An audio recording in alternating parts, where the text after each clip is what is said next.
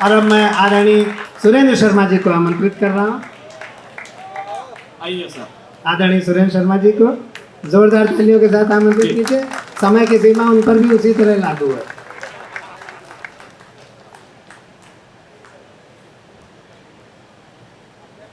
ना नहीं, कोई ऐसी बात नहीं, बहुत जोरदार तालियों से आपने स्वागत किया।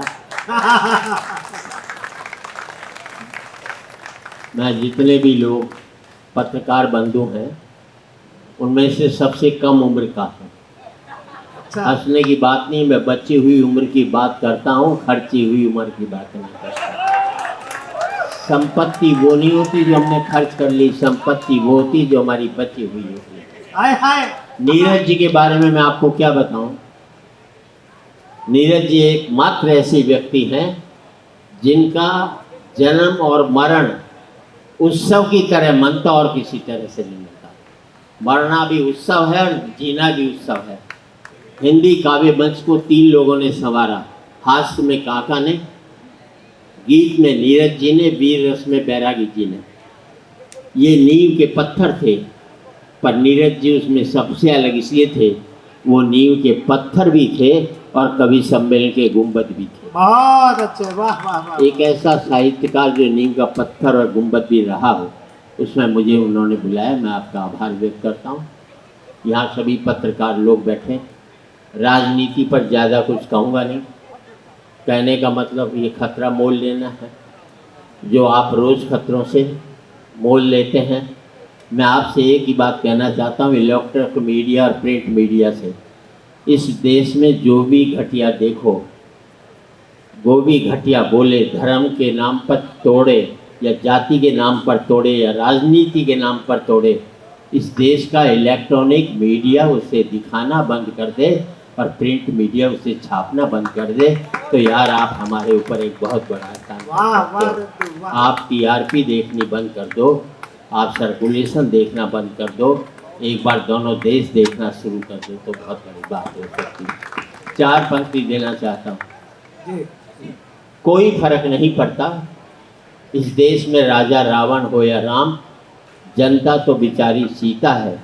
रावण राजा हुआ तो वनवास से चोरी चली जाएगी, और राम राजा हुआ तो अपनी परीक्षा के बाद फिर वनवास में भेज दी जाएगी। और कोई फर्क नहीं पड़ता इस देश में राजा कौरव हो या पांडव, जनता तो बेचारी द्रौपदी है। कौरव राजा हुए तो चीरहरण के काम आएगी, और पांडव राजा हुए तो जुए में हार दी जाएगी। और कोई फर्क नहीं पड़ता इस देश में राजा हिंदू हो या मुसलमान, जनता तो बेचारी लाश है। हिंदू राजा हुआ तो जला दी जाएगी, और मुसलमान राजा हुआ तो दफन। मैं एक ही बात कहना चाहता हूँ। किसी ने पूछा तराजू के एक पलड़े में राम हो और दूसरे में तुम हो तो कौन सा पलड़ा भारी होगा। मैंने कहा मेरे वाला भारी होगा।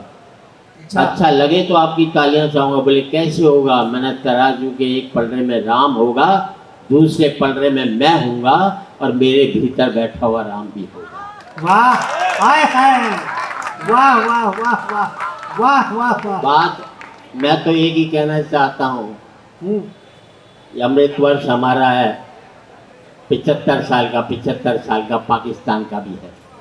बात अच्छी लगी तो आपकी तालियां उठे। मैं चाहूँगा मोदी जी जाएं, पाकिस्तान के राष्ट्रपति से बात करें कि आखिरी लड़ाई लड़ते हैं, देखें कौन जीतता है, और आपकी तालियां उठे कि आखिरी लड़ाई लड़ते हैं, तू अपने मुल्क की गरीबी पहले मिटाता है कि हम पहले मिटाते हैं। तू अपने मुल्क की बेरोजगारी पहले मिटाता कि हम पहले मिटाते हैं। यार गोलियों का खर्चा रोटियों पर होने लग जाए तो दोनों देश के लोग संपन्न हो जाए। इससे बेहतर बात जो नीरज जी अपनी हर कविता में कहते थे मैं नहीं कह सकता।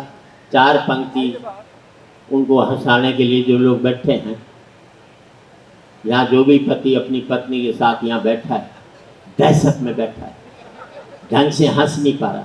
हंसने से पहले लुगाई की तरफ देखता है, वो हंसती है तो हंसता है। हद हो गया यार दहशत की, जब मैं खड़ा हूँ यहाँ पर तो किस बात की चिंता। देखो मत लुगाई की तरफ हंसते रहो, क्या बिगाड़ लेगी तुम्हारा। मैं तुम्हें बचा लूँगा, और मेरे जाने के बाद भगवान भी तुम्हें नहीं बचा सकता। सीटी बजाने की जरूरत नहीं, सीटी बजा रहा है वो अपना ही टेस्ट करवा ले। ये बूढ़े को देख करके सीटी बजा रहा है, कल को तेरी आत्मा पहुंचेगी, सीधी सी बात कर।